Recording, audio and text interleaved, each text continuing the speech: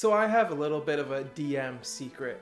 Over the past 2 years, I have rolled for every single magic item in my games. In fact, I have rolled for many of my encounters, and I even roll to build my dungeons. To me, this is the best way to do things, and I don't see myself going back anytime soon. So let's talk about why random tables are the best tool for dungeon masters. Magic items are kind of like the sprinkles of D&D. You don't necessarily need them, but they definitely take something that's good and make them even better. However, in my opinion, a lot of DMs allow their sprinkles to get a little stale, and stupid, I'm not taking that. What I mean is, I've found that DMs tend to give the same magic items over and over. Whatever their favorites are going to appear in every campaign that they run. You gotta include a bag of holding. You gotta include a +1 weapon of the same type that the fighter currently has. You have to include an immovable rod because you saw someone do something really funny with it in an actual play and you wanna recreate that in your own game. And it's not fun seeing the same magic items being used over and over. Yeah, I love the immovable rod, and I love seeing the clever ways my players end up using it. However, if it's something that's in every single campaign that I run, the players are more likely to see it as a tool that they just always have access to, like a rope, rather than this magic item that they need to find a creative use for.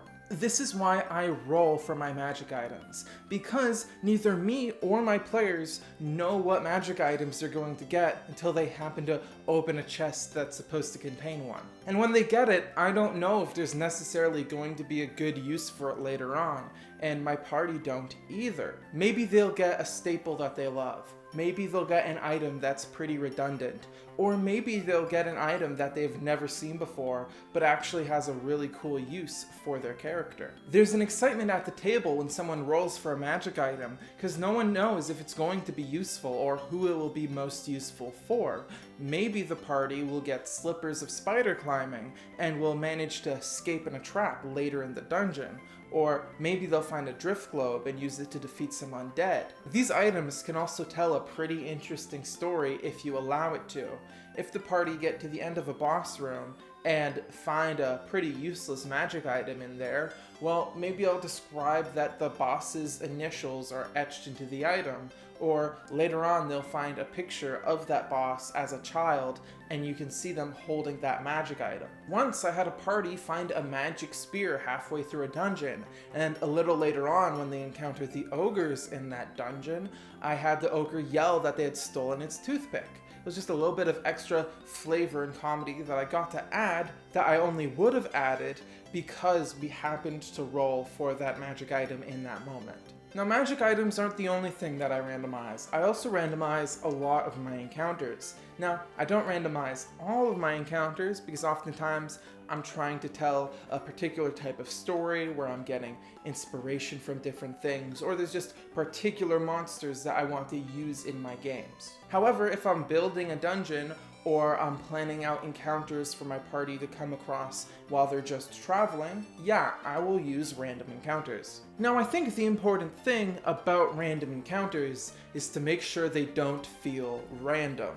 With magic items, it's less of a big deal because, yeah, people could just happen up across random magic stuff on their journeys and then just leave it in their dungeon because you don't really want to just throw away a magic item. However, with encounters, especially for me, as I do milestone level up instead of experience level up, if my party fight an encounter, there isn't necessarily any promise of a reward from that fight. If I'm rolling for an encounter on the spot, there's usually 2 questions I'm going to ask myself. 1, why is this monster here at this time?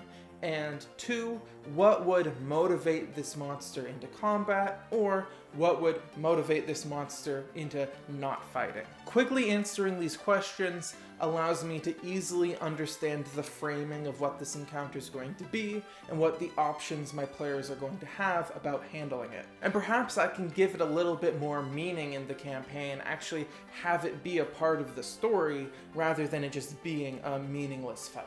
For example, in a dungeon I was building, I rolled up a clay golem for one of the rooms. Now at this point, I hadn't decided what that room was actually going to be. However, based off of its placement in the dungeon, and also considering the lore of the dungeon, that this was once a place where a lot of magical people gathered, and this dungeon hidden underneath had an item with a very, very high magical potency, it made sense to me that this clay golem was currently resting in the bathroom, and it wasn't necessarily made out of clay, it might have been made out of something else. I mean, you have all of these magical people coming through and letting it rest in a place with a high magical potency. It makes sense how something like that could come to life. Now, I had taken this random encounter that I just happened to roll, and I used it to create a more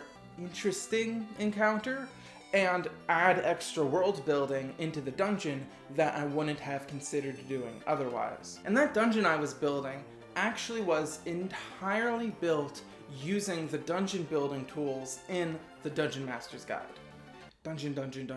In fact, if I'm building one, that is the exact tool I'm going to use, and anyone who asks me how they should build a dungeon, that's exactly what I tell them to do. Way too often, I'm building a dungeon, and partway through, I get a better idea of how it should be laid out, and then I start working on that, and then I get a better idea for the whole dungeon itself, so I scrap that and start working on that, and then I see it's not really working out in the way I thought it would, and instead of going back to either my previous ideas, I try to think of a brand new idea, and I just keep going and going and going, and eventually I overly expand the first 2 to 3 rooms, and I'm very happy, and they're all laid out, and they've got tons of detail, and I'm an hour away from the game starting, and I still need to have 5 more rooms and a boss room on top of that, and I haven't even thought of them. On top of that, I'm not really much of a designer in any sense of the word. I'm just not great at it,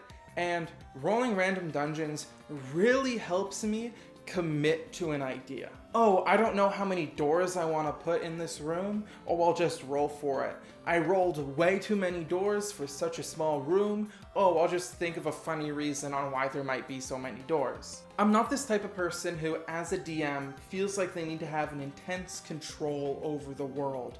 If I wanted to do that, I would just write a book instead of writing a campaign. Just because I'm making decisions through random dice rolls, that doesn't mean that I can't follow through with that idea and to give those rolls meaning. In fact, I find random tables really help me strengthen my story.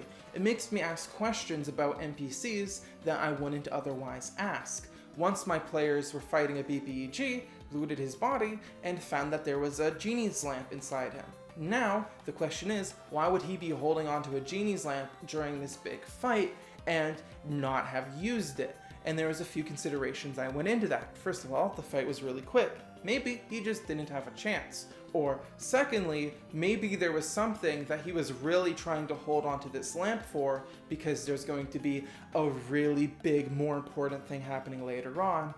Or maybe there's something special about that genie's lamp that he knows about, so he knows it would have been a bad idea to use it in that moment. Just because I'm making a decision through random dice rolls, that doesn't mean that those decisions don't have any meaning. In fact, I find those rolls help strengthen my story because it makes me ask questions about NPCs, about locations that I wouldn't bother asking myself unless a random magic item or a random encounter puts something there to make me ask those questions. Just as much as I'm a storyteller or my players are storytellers, I consider my dice just as much of an important part of storytelling as anything else. To me, that's what separates Dungeons & Dragons from shitty improv practice. Thank you so much for watching. If you like this video and you want to support this channel, the best thing you can do is click that subscribe button. Thank you again, and this is the end of the video.